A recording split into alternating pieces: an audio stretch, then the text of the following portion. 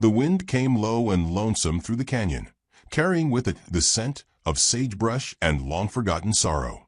It whispered to the stones, rustled the tall grass, and curled around the hooves of a weary horse making its way down a dirt trail almost claimed by time.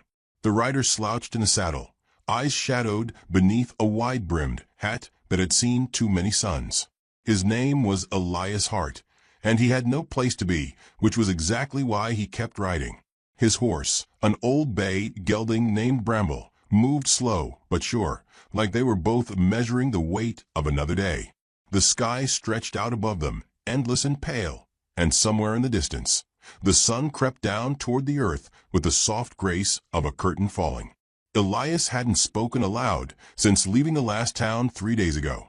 Conversation felt like a coat that didn't fit anymore. He kept to his silences now, where no one asked him who he used to be. Once he had been a brother, a dreamer, a man who built things. Now he was just a name with a face carved by wind and grief, bones housed in flannel and dust. The world had taken what mattered, and he'd let it. There were things you didn't fight once they got too close. The land dipped and rose like breath beneath a blanket, and as he neared the edge of the next ridge, Elias reined Bramble to a stop.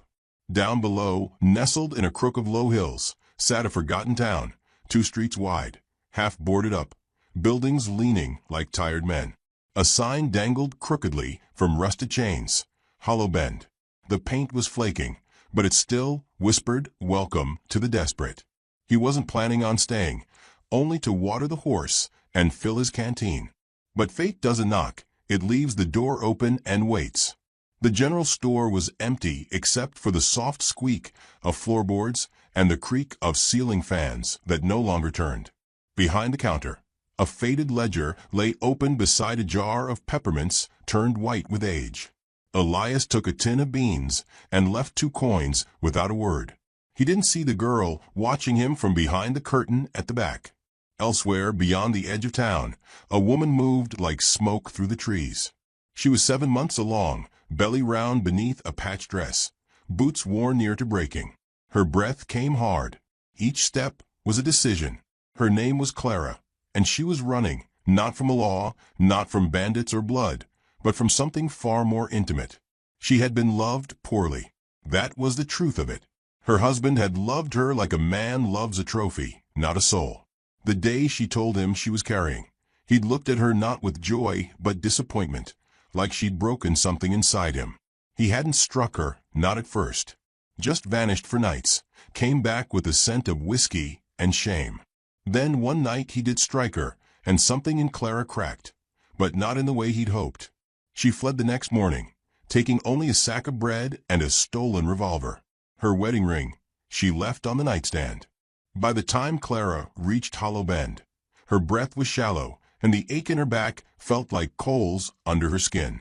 Her horse had died 2 towns back, and her feet bled through her socks. Still, she moved, like a storm gathering behind quiet skies. The baby kicked, and she pressed her hand to her belly, murmuring something only the wind could hear. She collapsed sometime near dusk, halfway between the ridge and the empty barn beyond the town limits. The dust settled around her like a blanket. Elias was on his way out, saddle-packed and mind adrift, when he heard the crow caw 3 times from the south. It was a strange sound, sharp and wrong in the stillness. Bramble shifted nervously. Something in Elias stirred, a memory of another cry years ago, when his brother fell beneath falling timber. He'd ignored it then. He didn't now. He found her crumpled near a dry creek, curled like a comma in the sentence of the land. Her dress was torn at the hem, and her breathing came ragged, like a storm-battered window shutter. Elias dismounted and knelt beside her. She stirred as he touched her shoulder, but didn't wake.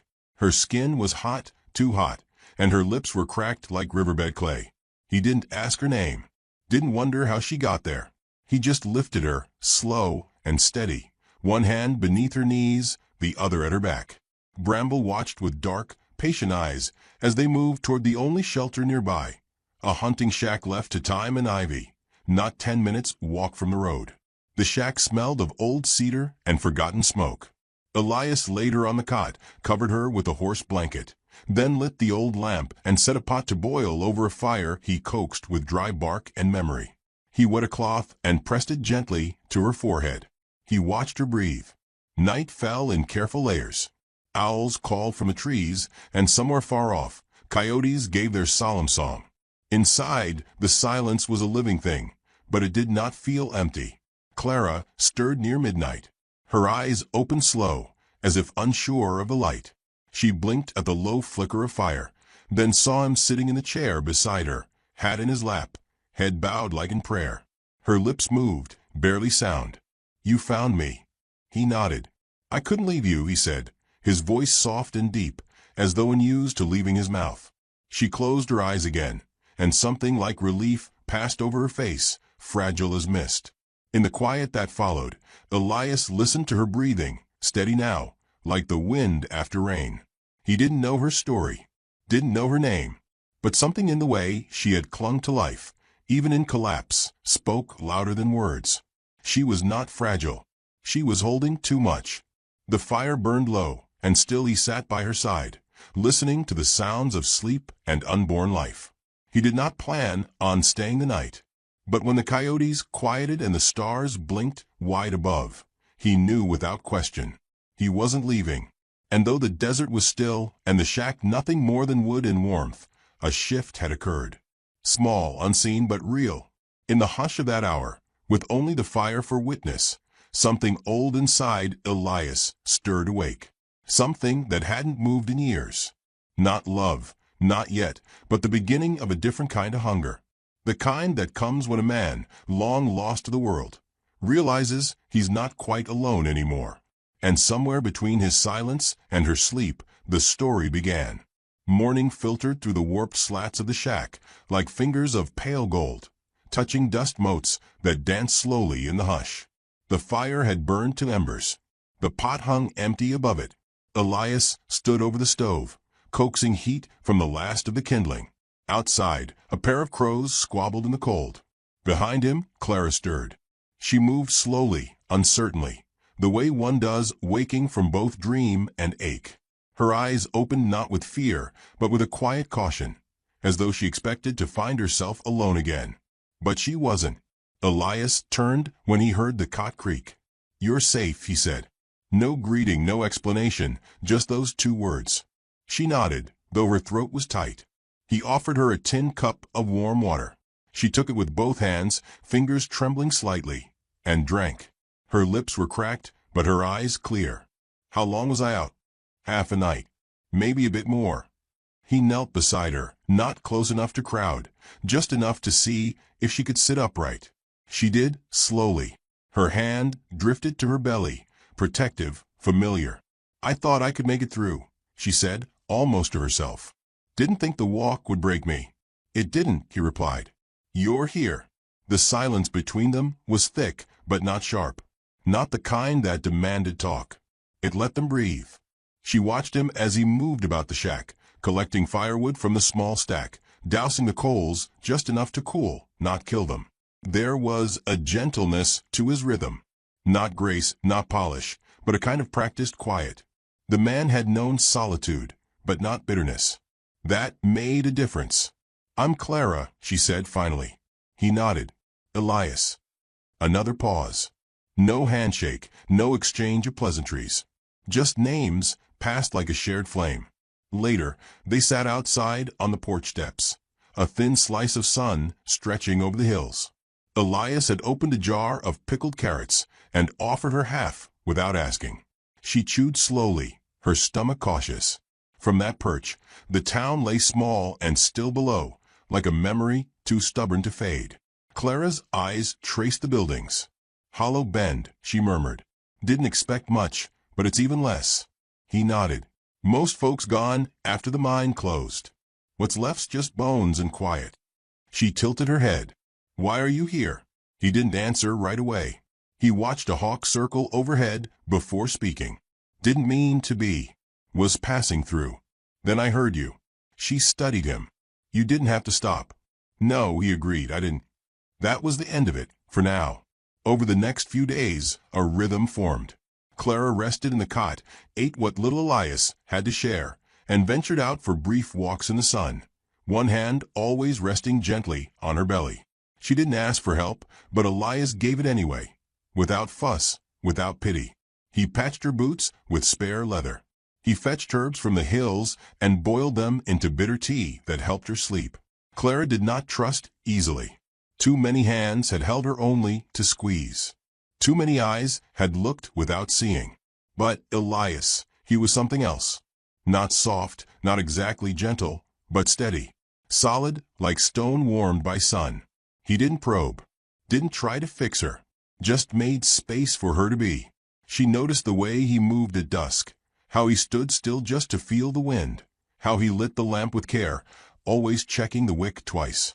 A man who lived with loss, she thought, becomes fluent in small rituals.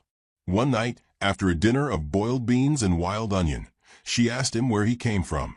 South, he said. Used to work timber. Had a brother. We built things. Homes mostly. What happened? He didn't answer right away. Then, one day the mine caved. He went in to get a trapped boy. Didn't come out. Clara looked down at her cup, steam rising, like ghosts. I'm sorry. Elias shrugged. It was years ago. I left not long after. She didn't press. Some griefs don't like to be held. In return, she told him of the farm she left, of the man she married young. Her voice was flat as a desert plain. She described the loneliness of sharing a home with someone who saw her only in pieces, the body, the work, never the whole. He changed when I got pregnant, she said. Said he didn't want to raise a child in a world this broken. Then he broke me, like that'd fix it. Elias didn't move, didn't offer anger or comfort. He just sat beside her and listened. The fire cracked softly. In that moment, nothing else mattered. They began to speak more after that, not often, but with purpose. They talked about what they missed. Elias missed hammers and blueprints, the smell of fresh-cut pine. Clara missed music, her mother's humming while tending the garden, the creak of the porch swing at dusk. She laughed once, and it surprised them both. They did not speak of the future. On the fifth day, Elias carved a small wooden bird. It was rough, wings barely shaped, but when he handed it to Clara, she held it like something precious. She didn't ask why he'd made it. He didn't explain. That night, rain came soft and steady. The roof leaked in 2 places, but Elias had already laid out the pots. Clara watched him move, wet hair clinging to his brow, sleeves rolled high. The storm gathered, louder now, thunder grumbling like an old dog. Clara tensed on the cot, eyes flicking to the dark corners of the shack.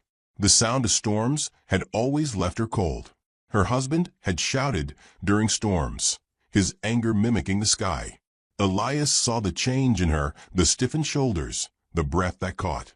He moved to the floor, beside her, back to the wall, not touching. Just there. You're safe, he said again, voice low as the rain. She nodded, eyes closing, lashes wet. Then, without looking, she whispered, I believe you. Outside, the wind pealed across the fields. Inside, it was still. The next morning, she woke early. Elias was already outside, splitting wood in the gray dawn. She wrapped the shawl around her shoulders and stepped onto the porch. He glanced up and gave a nod. She watched him a long moment. I want to help, she said.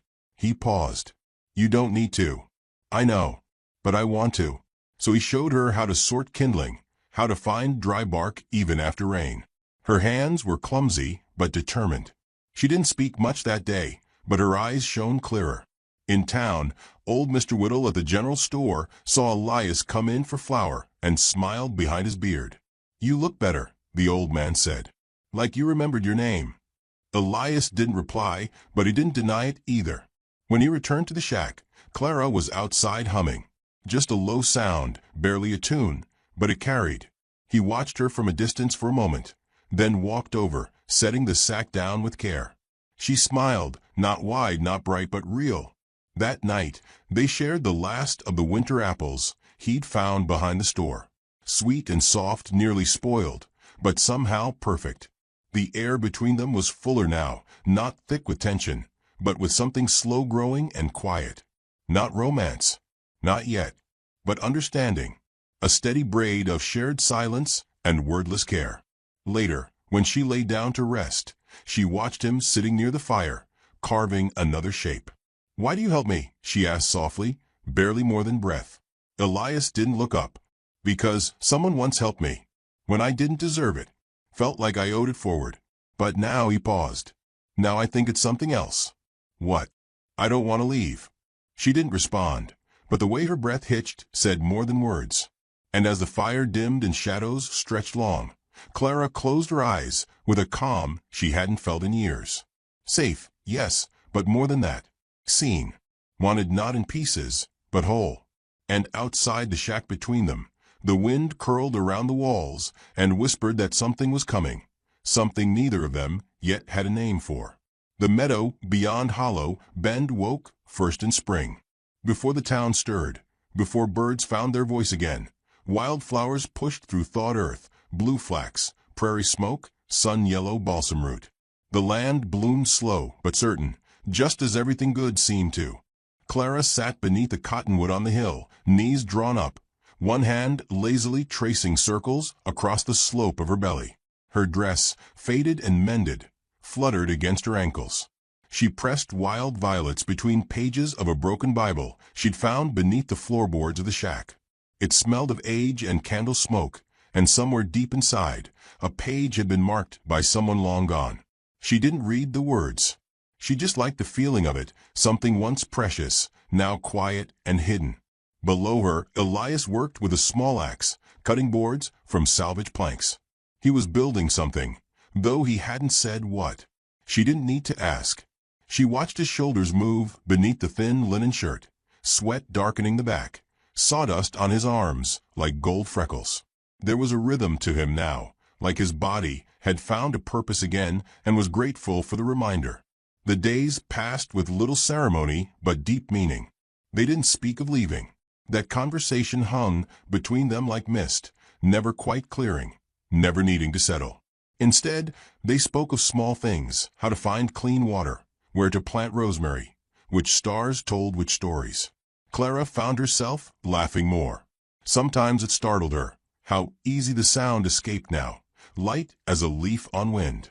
She began to sing, soft and tuneless, while tending to the herbs Elias planted by the back wall. He listened from inside, always with a kind of still reverence, like her voice might vanish if he moved too quickly. It was a slow, honeyed closeness they built. Never declared, never rushed. Just steady gestures laid down like planks in a bridge neither dared name. One morning, Clara stepped out and found something resting on the porch rail. A cradle. Small, imperfect, carved with care. The legs were uneven. The joints were visible. But it held. And on its side, a little sunburst had been etched, a symbol that meant nothing but caught the light just right. She ran her fingers over the wood, then turned to Elias, who stood not far off, pretending to check the garden rows. "Did you make this?" His voice came gentle. "Couldn't quite remember how, but I think it'll hold." She looked at it again, blinked quickly, then nodded. "It's perfect." She didn't say, "Thank you." She didn't need to. Later that day, they walked through the meadow. Clara insisted she could go farther now, that her feet no longer ached like they used to. She moved slower than before, one hand pressed beneath her stomach, but her steps had steadiness. The wind tugged at her braid, and the sun scattered freckles across her cheeks. Elias stopped to pick a stalk of Indian paintbrush. He handed it to her, wordless. "You always this quiet?" she asked, teasing. "Only when I don't want to ruin the moment." She smiled, tucking the flower behind her ear. They sat down on a patch of earth dappled in shadow and wild scent. She spoke first, surprising herself. "I used to think I didn't deserve anything gentle." Elias looked over. "Why?" She shrugged. "Because the first man who loved me didn't love me kind. And I thought maybe that was the only kind there was." Elias didn't rush to reply. The breeze moved between them like a breath. "Not everyone's meant to walk hard roads," he said. "But some do. And they learn to spot every kindness like it's a flame in the dark." She turned her head slowly, met his gaze. His eyes were earth-brown and patient. There was no hunger there. No pity either. Just presence. "You see me," she whispered. Not the belly. Not the bruises that used to be. Just me. He nodded barely. That's all I've ever seen. She closed her eyes for a moment, not because she was tired, but because it felt safer to feel with her eyes shut. A hawk cried in the distance. Time passed in slow motion. Later, back at the shack, she watched him from the window. He was stacking firewood, sleeves rolled, hair damp with effort. Her breath caught. Not because he looked like a hero in a dime novel, but because he didn't. He looked like a man who showed up, again and again. And that, she was learning, was rarer than most things. As twilight fell, a shadow approached from the east road, just a flicker at first, then clearer. A rider. Clara's spine stiffened. Elias turned at the sound of hooves. He narrowed his eyes, jaw tightening subtly. The horse was black, the man on it cloaked in travel dust, his hat low. He didn't ride like a neighbor. Clara stepped onto the porch. "Do you know him?" Elias asked, stepping closer.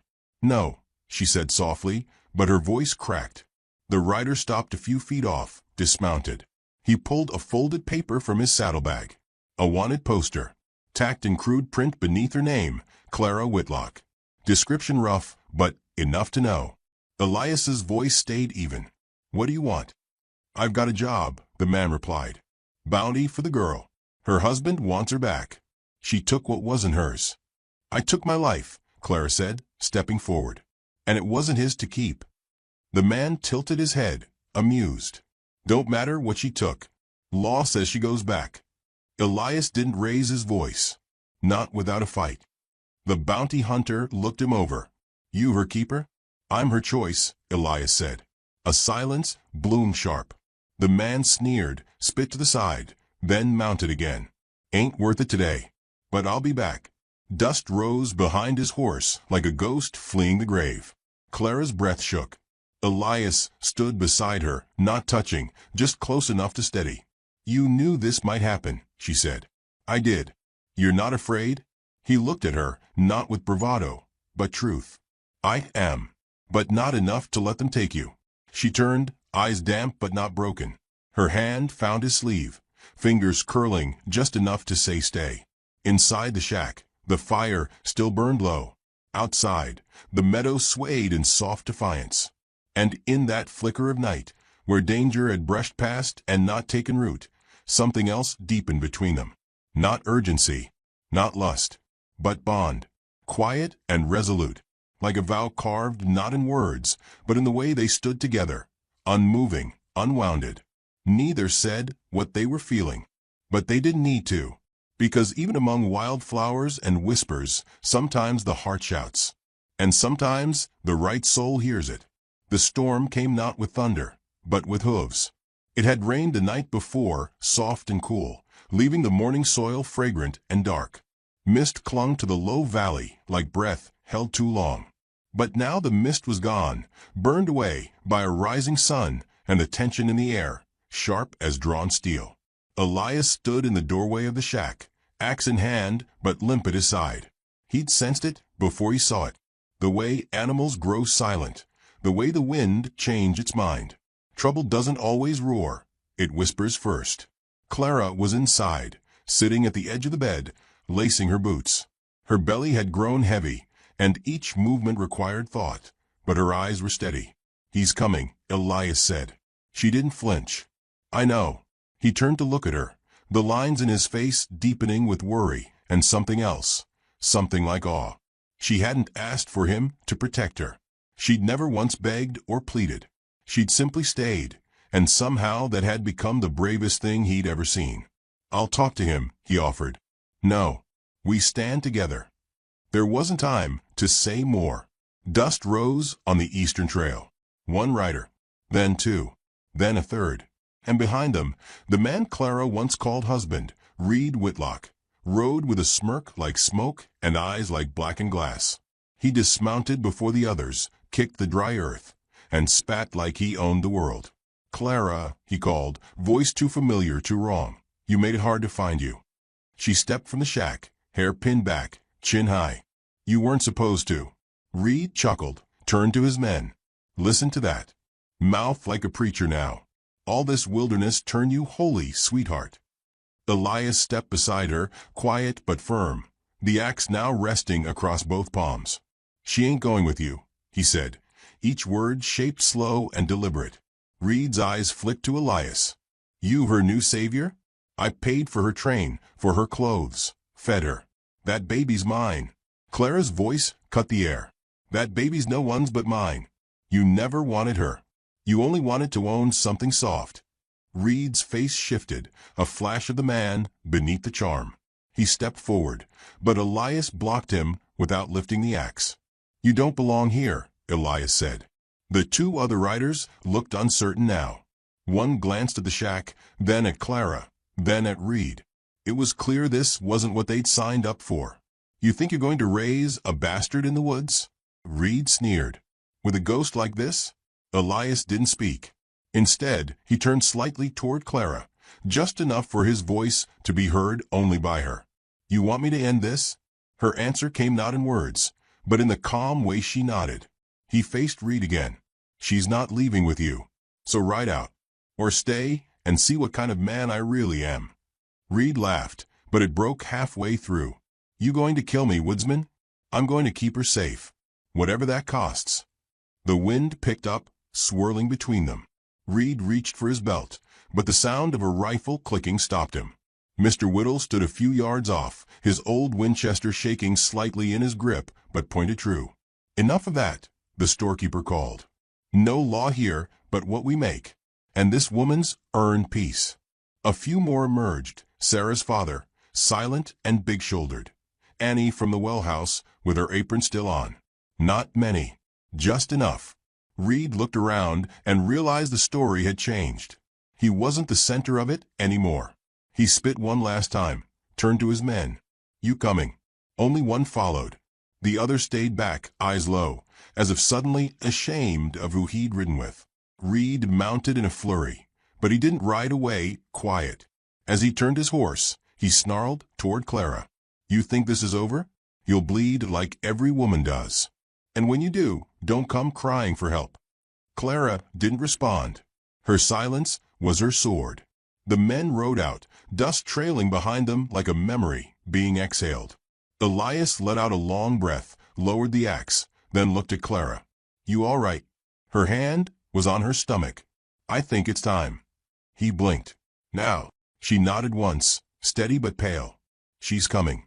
What followed was a storm of a different kind. Hours stretched and blurred. The shack became a sanctuary, then a battlefield, then something softer again.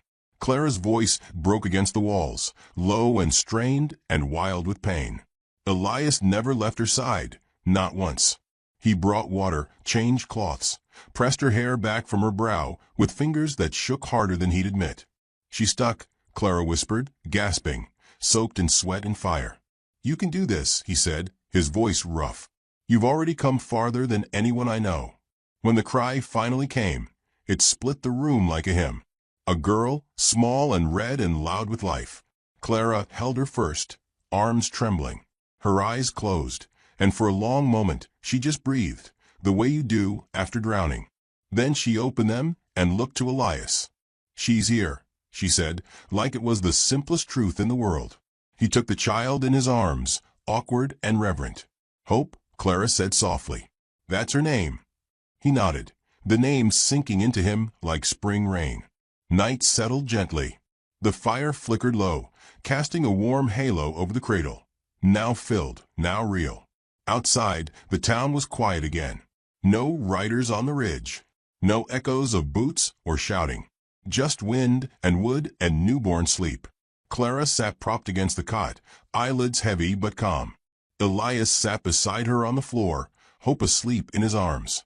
He looked at her, the woman who had walked through hell and dared to sing again. "You changed me," he said, voice thick, without ever asking for anything. She reached for his hand, and their fingers intertwined without fanfare. "I didn't want to be saved," she whispered. "I just wanted to be seen." "You were," he answered, "long before I knew what I was looking at." They stayed like that, tethered not by ceremony, but by the quiet triumph of survival, of having chosen one another not because they were whole, but because they were willing. And out beyond the window, the wildflowers nodded in the dark, kissed by wind and stars. Because even after the storm breaks, if love has been real and rooted deep, the light always remains. The wind moaned low across the prairie, a mournful tune that slipped through the winter grass like a hymn hummed by ghosts. Snow had fallen through the night, blanketing the hills in a hush that swallowed sound, memory, and time itself. The kind of snow that made even a man's regrets seem small, buried under drifts of white silence. Elias McCrae stirred in his bed before the first light, same as every morning. He hadn't changed the rhythm of his days since the earth took his wife and their baby 2 winters back. There were chores to do, even if no one waited for him to finish them. The world spun on, indifferent to the hearts it broke. He swung his legs over the edge of the bed, joints creaking like old floorboards, and listened. There it was again. Not wind. Not the distant crack of a tree under frost. Something softer. A cry. Faint, like a lamb too weak to lift its head. He reached for his coat, still damp from yesterday's snow, and lit the lantern. The flame wavered, casting a flickering circle as he opened the cabin door. The cold bit deep, but Elias was used to that. What unsettled him wasn't the frost. It was the sound, thin and reedy, trailing off, then rising again. A cry that didn't belong to any animal he knew. His boots crunched through the snow as he made his way to the barn, heart ticking a little faster now. The sky hung low with clouds the color of unspoken sorrow. The barn loomed ahead, squat and weather-worn, the hinges groaning when he pushed the door open. The lantern light swept across the hay-strewn floor, and there, in the farthest stall, curled in upon herself like something broken and forgotten, lay a woman. She was wrapped in what looked like a horse blanket, edges stiff with frost. Beside her, swaddled in old rags and the last of someone's hope, was a baby. He didn't speak. Words didn't feel right just yet. The woman's eyes fluttered open. They were glassy, too bright. Fever had started its climb. Her lips moved, but no sound came. Only her arms shifted, pulling the child closer as if to say not them, not this one, please. Elias knelt, setting the lantern down. The child whimpered, a frail thread of life that tugged something deep in him. Without thinking, he reached for the woman. She tensed, but didn't fight him. She had no strength left for that. He lifted her first, then the baby, and carried them both into the snow. Inside the cabin, the fire had gone to embers. He set them near it, stoked the flames, then wrapped another quilt around the girl. The child, tiny, red-faced, squirming, was dry but cold. He fetched the kettle, warmed water, poured it into a stone bottle to tuck beside them. Only when warmth returned to the woman's cheeks did she finally speak. Juniper, she whispered, not looking at him. Her gaze stayed fixed on the child. Her name's Juniper. Elias nodded, though she hadn't asked for his approval. He sat across from them, elbows on his knees, watching the firelight dance along the lines of her face. She was young, 20 maybe. Dirt and desperation masked her beauty, but it was there, hidden beneath the days she must have walked alone. You got a name? He asked gently. She didn't answer. The child began to cry again. She held her to her chest, murmuring nonsense songs, the kind only mothers and God understood. Her hands shook. I'll boil some oats, Elias said, already moving. You need something, in you, if you're going to keep feeding her. The morning passed in silence. Elias worked, fed the goats, chopped more wood, shoveled the path. The rhythm of life refused to stop. But something had shifted. Like a room you thought was empty, now filled with breath. He found her asleep by midday, baby nestled beside her, both wrapped in layers of borrowed warmth. She'd used his old coat to cushion her back. He didn't mind. Didn't even think to mind. He studied her face in the stillness. Beneath the grime and exhaustion, there was a kind of strength. Not the loud, wild kind. The kind that stays after everyone else leaves. She stirred. Where'd you come from? He asked, voice low. South, she said after a moment. Walked most the way. Why? The woman's mouth twisted into something between a smile and a wince. Because there was nowhere else to go. He didn't press. Folks only talk when they've got room to breathe. She hadn't had that in a long while, he could tell. It showed in how she flinched when the wind rattled the shutters, in how her eyes tracked every corner of the room, like someone used to danger walking in through doors unannounced. That evening he made stew, left the bowl on the table, and didn't watch her eat it, though he listened to the soft clink of spoon against tin. She ate like someone who didn't trust the next meal would come. Later, by the fire, she whispered a name as if confessing it to the coals. Noah. Elias heard it, but said nothing. A man's name. Maybe the father. Maybe the reason she ended up in a stranger's barn with a baby and a fever. She pulled the child closer. Her hands, though cracked and swollen, moved with the tenderness of someone who'd give her life 10 times over for the one curled beside her. I won't stay long, she said, not looking at him. Just till she's strong enough. Elias didn't answer right away. He stared into the fire, the flames bending like dancers in the wind. His hands were calloused. His heart too. But something in him shifted at the way she said she, as if the child was everything. You can stay, he said finally, quiet as falling snow. The woman's head turned toward him just slightly. Her eyes searched his face, unsure if he meant it. I don't have much, he continued. But there's warmth. Wood. A roof. A long silence stretched between them. Thank you, she said, and those 2 words sounded like they cost her more than 100 might have. Elias nodded once. He watched as she rested her cheek against the baby's head and closed her eyes again. Outside, the wind softened. The snow continued to fall, but not with the same cruel bite. It drifted, lazy now, as if tired from the night's howling. Elias stood, adding another log to the fire. He looked once more at the sleeping girl and her baby. 2 souls stumbled into his life without asking, without warning. But maybe, he thought, not without reason. He turned toward the window, staring into the white beyond. Somewhere in that snow, something had changed.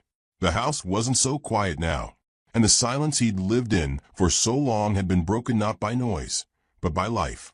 The child let out a breathy sigh in her sleep, and Elias McCrae, man of few words and fewer hopes, felt the first crack in the frost around his heart. Just a hairline. But it was there. The days that followed were wrapped in wind and stillness, the kind of cold that made the wood groan in the night, and the sky hang low like a lid on a pot ready to boil. The woman spoke little, tending the baby with quiet devotion, but her silence wasn't empty. It had edges, like glass smoothed by river time. Elias noticed how she kept her back to the door, how she flinched when the floorboards creaked too sharply under his boots, how she never took food first, always letting the child eat before she even touched her spoon. He didn't ask her anything. Words were earned in their world, not extracted. And besides, Elias had learned the hard way that sometimes silence says more than speech. She moved about the cabin as if she didn't want to disturb the air, quick, careful steps, never lingering, never assuming a place. The cradle he'd built for her, carved rough from scrap pine, sat near the fire. She used it, though he noticed how often she pulled the baby back into her arms before sleep fully took them both. The child, Juniper, had stopped crying as much. Her color warmed. She liked the sound of the fire and the feel of wool. Elias caught himself watching the little fist curled tight beneath her chin and wondering how such a fragile thing could anchor a woman so firmly to the earth. One morning, while the sun was still caught behind clouds, Elias stepped outside to fetch water. Snow had hardened overnight, leaving a crust over the world. He cracked it beneath his boots, breath steaming. When he returned, she was standing by the window, back straight, hair damp from washing, holding Juniper against her chest. She didn't turn around. You don't need to be afraid here, he said, setting the water pail down. Ain't no one coming. She didn't answer. Just rocked the baby gently. He didn't press. Instead, he lit the stove, poured oats into a pot, stirred without speaking. The scent of cinnamon drifted up. It was all he had to offer sweetness. Finally, she spoke. You say that like you know. Her voice had changed. Low, measured, a thread pulled taut. Elias didn't move. I don't know much anymore, he admitted. But I know what a locked door feels like. I know what it's like to wonder if you're safe when you sleep. She turned then. Her eyes were darker than he remembered, not just in color, but in the way they held things. Memories heavy as wet wool. "My name's Maeve," she said. "Maeve Rylan." Elias nodded. "Good to know." She didn't offer more, and he didn't ask for it. They sat at the table later, eating slowly. Juniper gurgled in her arms, smacking tiny lips. "Where's her father?" Elias asked softly. Maeve looked past him through the window. Her mouth tightened, and her shoulders lifted like someone bracing for a blow. "He was supposed to marry me. Said he would, right up until folks started whispering. Then his father got involved." Her voice thinned. "They said I tempted him. That it was my fault." Elias said nothing. The fire popped beside them. "He left," she continued. "Said I wasn't the kind of woman who could raise a child right. His father made him say it in front of the church." Her fingers stroked Juniper's hair. "After that, there wasn't much keeping me in town." Elias watched the way she held the baby, not just lovingly, but like a shield. Like she was still keeping the world at bay. "You came through winter to get here?" he asked. Maeve nodded. "Walked. Took rides where I could. Slept in barns, under porches. One man offered to take me in if I gave him reason." She looked down. I kept walking. The pain in her voice wasn't sharp anymore. It had settled, like snow that's been stepped on too many times. "I got family east, but they wrote once, told me not to come. Said it'd bring shame to their name." "Shame don't feed a child," Elias muttered. Maeve met his eyes. There was a flicker of something, recognition, perhaps. Or the beginning of understanding. "Why'd you let me stay?" she asked. He didn't answer right away. The spoon in his hand stilled. "Because you knocked," he said. "Even if you didn't mean to." That night, the wind picked up again. Maeve sat near the fire with Juniper asleep against her shoulder. Elias worked on mending the latch on the back window, something he'd been meaning to fix since before the frost came. The warmth between them had thickened. Not love, not yet, but a kind of peace that comes when two people stop hiding from each other. She surprised him then, asking about his wife. "Her name was Anna," he said. "We were married 6 years. She died trying to bring a boy into the world. Neither of them made it." Maeve didn't flinch or offer empty condolences. She simply nodded, holding her baby tighter. "You stayed here," she said. "Even after." "I didn't see much point in leaving," he replied. "This land's got my sweat in it. My grief, too. Figured I'd honor M by not letting it rot." Maeve looked down at the cradle, fingers brushing its rough edge. "You built this." Elias nodded. "It's sturdy," she said. He almost smiled. "Meant to be." Outside, the snow eased. The night hummed soft and low. The days began to form a rhythm. Maeve washed clothes by the creek, bundled Juniper in whatever scraps she could find. Elias hunted small game, brought back rabbits and pheasant, and let her decide how to cook them. She was clever with spices, even the few she had. Turned plain meals into something that lingered. The girl who wouldn't speak now hummed when she worked. Only faintly, but it was there. One afternoon, when the sky blushed with the first hint of spring, Elias returned from town with a bolt of fabric and a small tin of peppermint candies. Maeve's eyes widened at the sight of them. He handed her the cloth without a word. "For the baby," he said. She ran her fingers along it, lips parted. It was soft, blue as the summer sky that had felt a lifetime ago. "Thank you," she murmured, voice nearly lost in the breeze that curled through the open window. It was the first time she'd looked at him not like a stranger, but like someone she might trust. But not all mouths stayed quiet. The next day, Miss Hattie rode up the trail on her mule, claiming she'd come to check if Elias still lived. Her eyes, sharp as goose quills, took in the laundry line, the wooden cradle, the second pair of boots by the door. "Well, I'll be," she muttered, dismounting with a dramatic huff. "Didn't think you had it in you, Elias McCrae. Taking in strays and sewing cradles. Who is she?"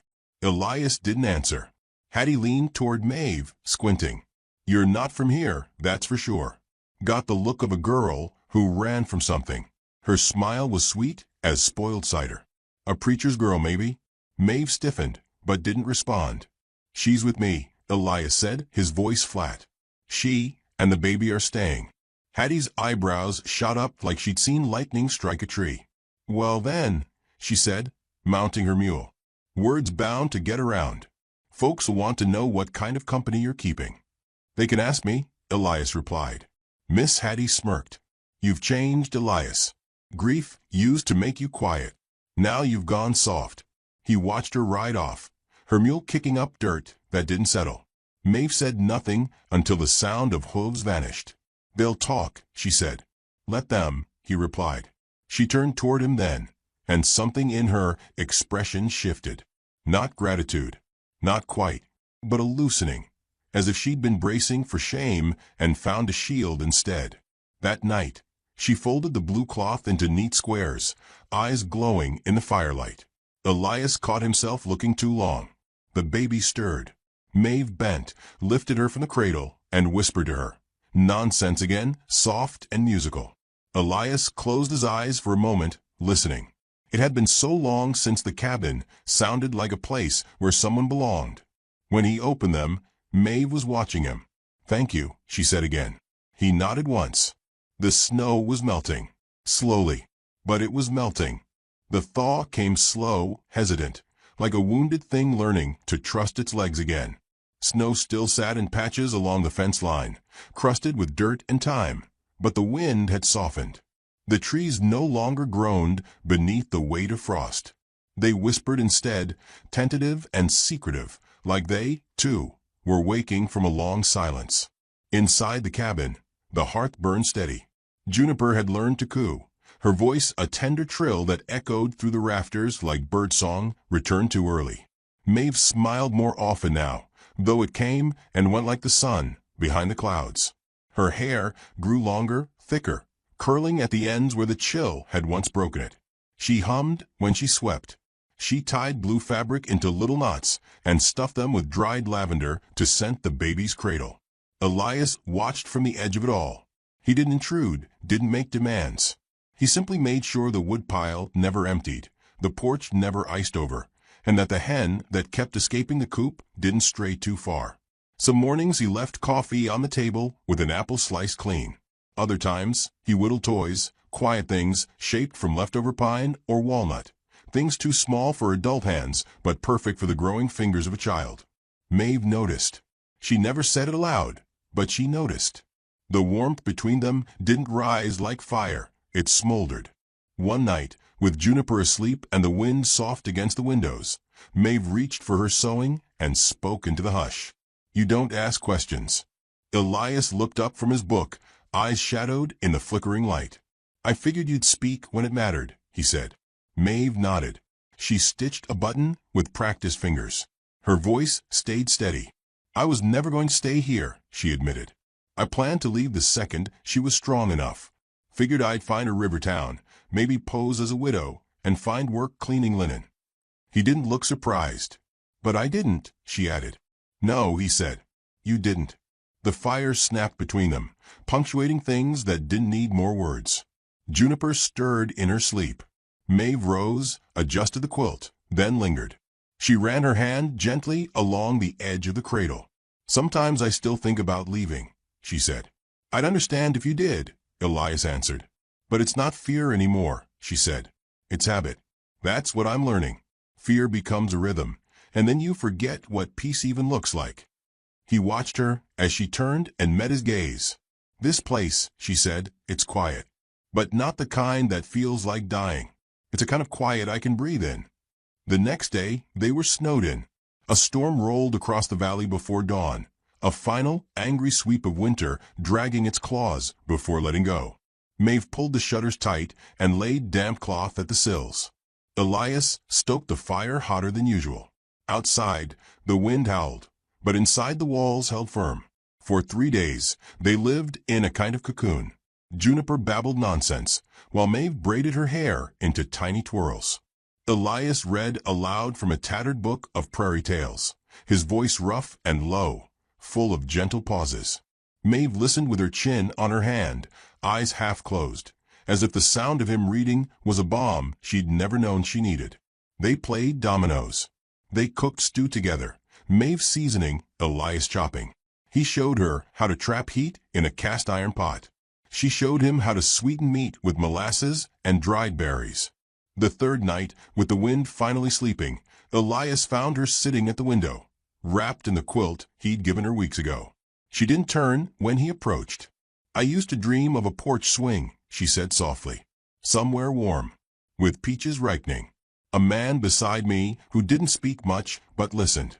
A baby on my lap who didn't have to earn love." Elias leaned against the frame beside her. The night outside was moonless, but the stars blinked sharp and clear. "Sounds like a good dream," he said. Maeve turned her face toward him. Her eyes were raw, open.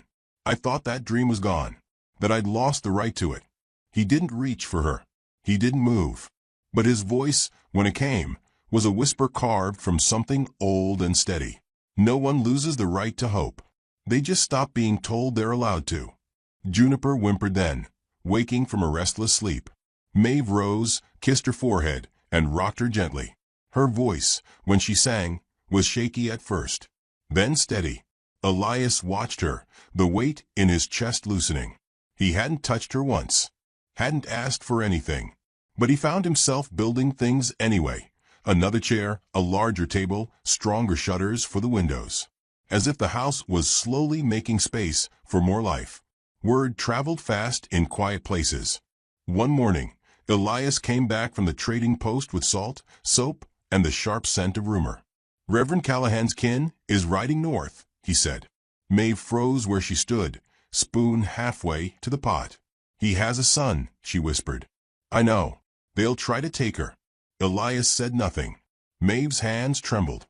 She set the spoon down and wrapped her arms around her middle. "I don't have papers. No proof. Just a birth and a name spoken to the wind." Elias stepped closer, his voice low. "Do you think he wants her, or just to erase you?" Maeve looked up, fury and fear caught in her throat. "He wants to clean his name," she said. "Pretend this child never came for me. His father will frame it as salvation. A good Christian act. Saving the girl from the harlot who birthed her." Her voice broke. Elias placed the sack of salt down carefully, then turned to face her. "You're not alone this time," he said. She blinked. "I don't have money. I don't have." "You have truth," he said. "You have this land. You have me." Maeve swallowed hard, tears stinging her eyes. "They have power. So do you," he said. "You just haven't had the chance to use it yet." Later, when Juniper was asleep and the night stretched wide, Maeve stood by the fire and spoke again. "I'm scared. I know, but I want to stay." Elias nodded. "Then we'll make it so." She looked at him, light flickering in her eyes. "Why?" she asked. "Why do you care?" He didn't smile, didn't say something easy or sweet. Instead, he stepped closer, his voice like earth, deep, quiet, unwavering. "Because I see you. Not the shame, not the story others wrote. Just you." Maeve didn't cry. She just stood there, eyes shining with something like disbelief, like the beginning of trust. The wind had stopped howling. Outside, the last of the snow began to melt, thin rivulets carving paths through the frozen ground. And in the hush that followed, two souls thawed beside the fire, one silent beat at a time. The preacher arrived in a coat too clean for trail dust, with gloves stitched in silver thread and a Bible tucked under one arm, like a weapon. Behind him rode his son, and behind them, a deputy whose mouth stayed shut, but whose hand never strayed far from the butt of his pistol. The carriage bore no insignia, but the horse team gleamed like they'd been fed pride and polished daily. Even their silence felt heavy, like judgment arriving with its boots shined and its papers folded neat. Maeve saw them before Elias did. She was in the garden bed, coaxing early green from thawed soil, juniper tied to her chest in a sling. When the black horses crested the hill, she stood like a woman already sentenced. The color drained from her face. She didn't move, didn't cry out, just reached instinctively for the child and backed toward the house like a shadow seeking cover.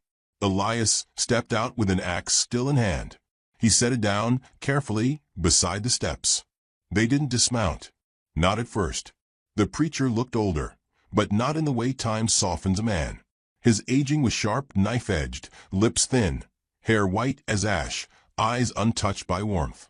Noah, on the other hand, looked like someone who hadn't slept in weeks, his hands twitching around the reins. Reverend Callahan raised his voice. "We've come for the child." Elias didn't flinch. "She's with her mother." The preacher's mouth curved downward. "Her mother," he said, as if the word soured on his tongue, "is a lost woman who abandoned all moral guidance. She birthed that child in sin and fled the support of our town. We're here to make it right." Maeve stepped beside Elias then, Juniper's weight pressed tight against her chest. Her voice didn't shake. "She is mine. She is loved. There is no sin in survival." Noah shifted in the saddle, eyes darting to Maeve's face then away. There was shame there, and something else, guilt unspoken, spine half-formed. "She's your blood, Noah," Maeve said, eyes on him. "Do you deny her now the way you did when I needed you most?" Noah opened his mouth, closed it. He didn't speak. His father did. "The church has decided," the Reverend said, voice steeled by certainty. "We are filing for custody. The child deserves a respectable upbringing, away from scandal." Elias stepped forward then, slow and sure, like a man used to planting his feet against storms. "This isn't your land," he said. "This isn't your house. You don't make the rules here." "We make the law," the preacher snapped. "The sheriff rides for me." Elias looked toward the deputy, whose eyes darted between them. He said nothing. Guilt had made a home in his posture too. "Maeve has done nothing wrong," Elias said. "She was cast out by men who didn't have the spine to stand by her. She didn't break the law. She was broken by those who used it to cover their cowardice." The preacher's face darkened. "You forget yourself, McCrae. You were a decent man once. A God-fearing man." "I still fear God," Elias said. "But I don't fear you." A tense hush fell. The horses shifted. Somewhere in the distance, a hawk called out over the plain. Maeve's hand brushed Elias' sleeve. "Let them come," she whispered. "Let them try." The Reverend reached into his coat and produced a letter with a seal. Legal paper, official words twisted like thorn vines. "We'll see you in court," he said. "You may hide behind the trees and snow, but this child has blood that demands proper raising. We will not be denied." Then, with a click of his tongue, he turned his horse. The carriage creaked as it moved, and the deputy followed without a word. Noah lingered. Maeve met his eyes one last time. "I gave you the chance," she said, not bitter, just tired. "You ran then. You're still running now." He lowered his head and rode after his father. That night, the cabin was heavy with quiet. Juniper slept soundly, unaware that her fate had been discussed like a possession. Maeve sat at the table, fingers tight around a chipped mug. She didn't drink. She just held it, as if it grounded her. "I was ready," she said finally, "to lose her, to be judged. Again." Elias sat across from her. "That won't happen." She looked up. Her eyes glistened not with tears, but with a fury earned through endurance. "They'll use words to take her," she said.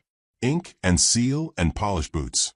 They'll say I'm unfit because I bled without a ring and raised her without a name." "You're not alone now," Elias said. She blinked, not understanding. He leaned forward, elbows on the table. "We'll fight them," he said. "Not with fists, but with truth. With every hand that's seen you nurse her, sing to her, wrap her feet in cloth warmed by the fire. With neighbors who know what kind of woman you are, because they've watched you become it." Maeve shook her head. "They won't listen." "They will," he said, "because I'll make them." It wasn't bravado. It wasn't a promise made for her heart.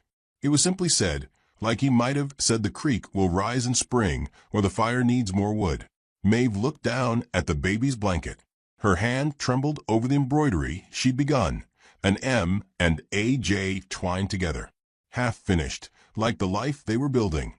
"I didn't want anyone to fight for me," she murmured. "Not after what it cost the last time I asked." "You didn't ask this time," Elias said. "But I will." Outside, the stars pierced the sky like silver nails. The wind had died, but the earth was stirring. The trees had begun to bud, subtle and slow. A knock at the door broke the hush. Elias opened it to find Miss Hattie, cheeks flushed from the ride, a bundle in her arms. "Thought you might need this," she said, holding out a worn bonnet too small for any grown head. It was my daughter's once. Before the fever took her. Maeve took it with both hands, astonished. I also told the blacksmith, Hattie added. He's got 3 daughters. Says they'll testify you've been nothing but kind. That baby's yours. Anyone can see that. Maeve stared, unsure how to breathe. You're not the only woman this town tried to forget, Hattie said softly. We're still here. As she left, Elias stood behind Maeve, watching as she ran her fingers along the bonnet's edge. Her shoulders shook, but no tears fell. Just breath. Deep, grounding breath. She turned toward Elias. Then we fight. He nodded. The fire between them was no longer small. It was rising. The courthouse sat at the edge of the valley, a square, weather-worn building with peeling paint and windows like narrowed eyes. The air inside smelled of paper and old tobacco, of law laid down in dusty lines that had rarely bent to mercy. Maeve sat on the wooden bench with Juniper in her lap, her spine straight, her breath slow and measured. Elias sat beside her, his hands folded, silent but solid as timber. The room wasn't crowded. Just a few familiar faces, the blacksmith's wife with her knitting tucked under one arm, Miss Hattie with her cane tapping rhythm against the floor, a couple of ranchers who'd seen Maeve carry buckets twice her size and never complain. They didn't speak. They didn't need to. Their presence was a quiet wall behind her. Across the aisle, Reverend Callahan sat with his son, their suits too fine for this part of the world. Noah wouldn't meet her eyes. The Reverend did. His stare was cold, certain, as if the outcome had already been decided in the church pews, and this courtroom was merely formality. The judge, a thick-shouldered man with deep lines etched into his face from wind and squinting sun, adjusted his glasses. He called for order, though none had been disturbed. We're here today to determine the rightful care and custody of the child, Juniper Rylan, he said, voice steady. Each party will have their say. But I'll remind you, this court honors proof of care, not just claims of blood. The preacher stood first. His words came out like scripture, measured, righteous, heavy with moral thunder. He spoke of legacy, of sin, of a child born out of wedlock, and the need to protect her from a life of wandering and shame. He painted Maeve with the broad strokes of fallen women, unrepentant, unstable, alone.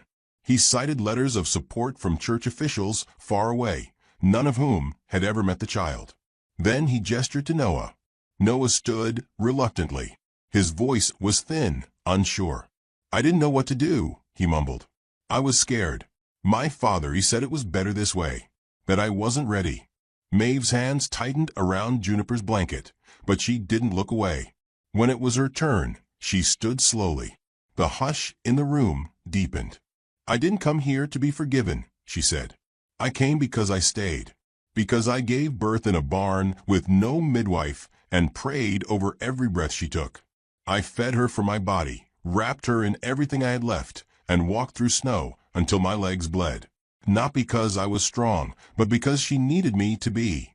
She stepped forward, closer to the bench. I have no money, no family that'll claim me, but I've got eyes that never leave her, arms that carry her through fevers and fright. And I have a place now, a roof, a fire, and a man who taught me that staying is louder than saving.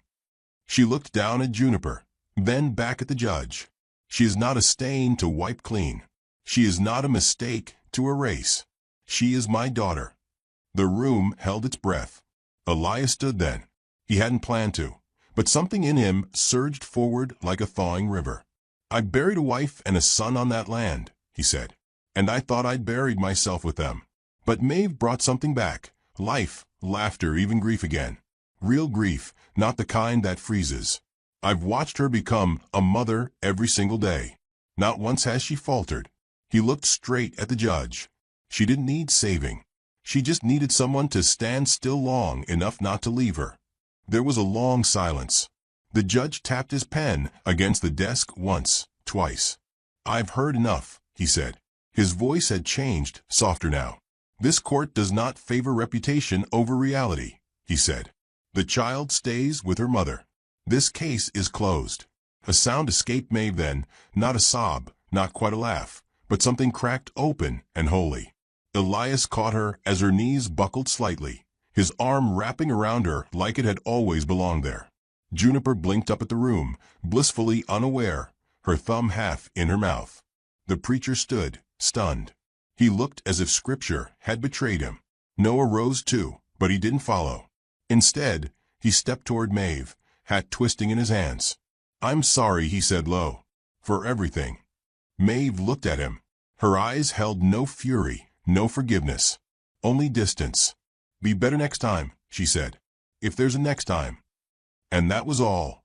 They returned to the homestead before sunset, the wagon creaking beneath them, wheels cutting clean lines through thawed mud. The sky turned gold as they rode, the kind of gold that only comes after storms, when the land sighs and begins again. Elias helped her down from the wagon. He didn't speak, just held out his hand. She took it. Inside, the cabin glowed. The fire snapped in welcome. Juniper babbled as Elias swung her gently in his arms, her laughter bright and high and full of new breath. Maeve stood by the door, watching him, her face unreadable. "You could have walked away," she said quietly. "Would have been easier." Elias looked at her, something flickering in his gaze. "Maybe," he said, "but I'd rather build something than run from what's broken." She stepped toward him, her hand brushing his, slow and deliberate. "I still love him," she admitted. "A part of me does. Or maybe I just loved who I thought he was." "I know," Elias said. "I don't have much left," she added. He smiled faintly. "You have everything," he said. "You just carried it too long alone." Silence bloomed between them, soft and full. She reached for him, not desperate, not unsure. Just a woman choosing, finally, what was hers to choose. Their foreheads met. No kiss. Just the slow meeting of breath and warmth, of two lives no longer flinching. Later, as Juniper slept, they sat beside the fire. The room smelled of cedar and soup and something deeper. Hope, maybe. Or peace. "You still think about her?" Maeve asked. Elias nodded. "Every day. I'm not her. I wouldn't want you to be." She exhaled, the firelight dancing across her face. "I think I might stay," she said. He took her hand. "Then we'll build from here." Outside, spring crept over the hills, green reaching through the cracks, life returning in silence. And inside, where once there had been only ghosts, there was a cradle, a warm fire, and three hearts finally beating at the same pace.